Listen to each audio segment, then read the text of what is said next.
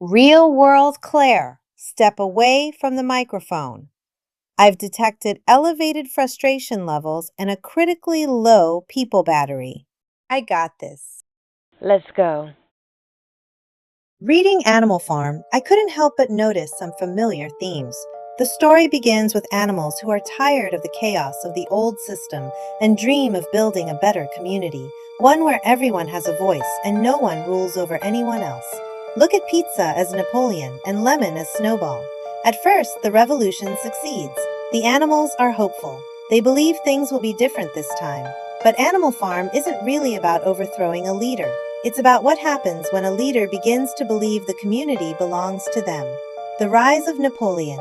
After the rebellion succeeds, two pigs emerge as the principal leaders, Snowball and Napoleon. Snowball is the visionary. He organizes committees, develops plans, educates the animals, and proposes improvements to make life better on the farm. He believes in participation and persuasion. Napoleon takes a different approach.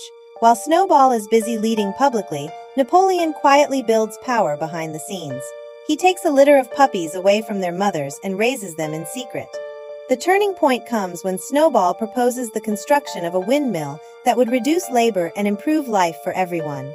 Just as the animals are preparing to vote, Napoleon unleashes the dogs he has trained. They chase Snowball off the farm, and he is never seen again. From that moment forward, Napoleon rules alone. The farm still holds meetings, but the animals no longer make decisions.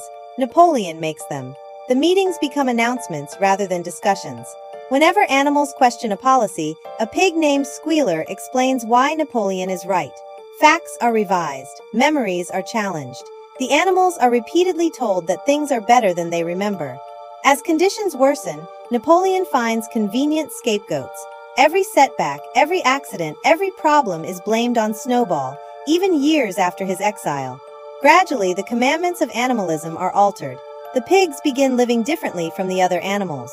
They move into the farmhouse. They enjoy special privileges. They exempt themselves from sacrifices required of everyone else. The tragedy of Animal Farm is that Napoleon does not seize absolute power all at once. He acquires it a little at a time. Each individual change seems small. Each new rule is justified as necessary. Each exception is explained away. By the end, the animals realize they have lost the very freedoms they fought to obtain. The revolution promised equality, but it produced a new ruling class. That is why Napoleon remains one of literature's most enduring symbols of leadership corrupted by power. The danger is not simply a tyrant who announces himself as one. The danger is the leader who begins by speaking in the name of the community and eventually comes to believe that the community and the leader are the same thing. It is that final transformation, the shift from steward to ruler, that is where readers often see parallels between Napoleon and leaders in their own organizations, communities, movements, or social circles. He never declares himself a tyrant. He simply keeps accumulating power while insisting it's for the good of the farm. That's why the story remains relevant. And it's why, as I read it, I found myself thinking about pizza.